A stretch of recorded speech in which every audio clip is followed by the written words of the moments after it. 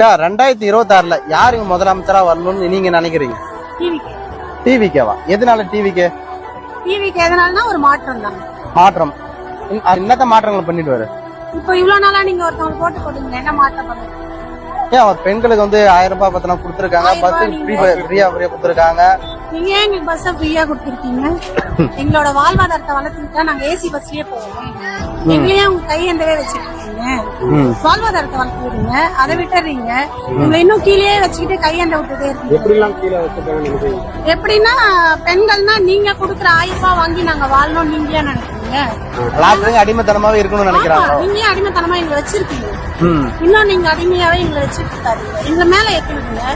அதுக்கான வழி என்னவோ அதை செய்யுங்க. வேலை வாய்ப்பு அதிகம் பார்த்து சொல்றீங்க. வேலை வாய்ப்பு என்னவோ அதை கொடுங்க. அதை கொடுத்துட்டீங்கன்னா எங்க கையில வருமானம் இருக்கும். நாங்க அதை வச்சு நாங்க பொழைச்சுக்கோம். நீங்க கொடுக்குற 1000 ரூபாய் வாங்கிட்டு வந்து நாங்க என்ன பண்ணோம்? ஓகே, அந்த 1000 ரூபாய் வாங்குறீங்களா? 1000 ரூபாய் நான் வாங்குறேன். ஓகே, சில பேர் 1000 ரூபாய் வாங்குறாங்க இல்லையா? அவங்க என்ன பண்றாங்கன்னாக்கா, சில பேருக்கு வந்து வீட்டுல வந்து அம்மா அப்பாலாம் பசங்க எல்லாம் சாப்பாடு போட மாட்டாங்க, துரத்துறாங்க இல்லையா?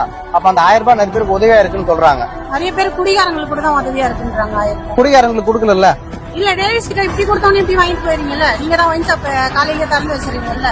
அப்ப ஒயின் ஷாப்ல போயிட்டு தந்துறீங்களா அந்த காசு? ஒயின் ஷாப் தான் போகுது. திமுக ஃபர்ஸ்ட் தோல்வியா ஒயின் ஷாப்பை படிப்படியா குறைப்போனாங்க.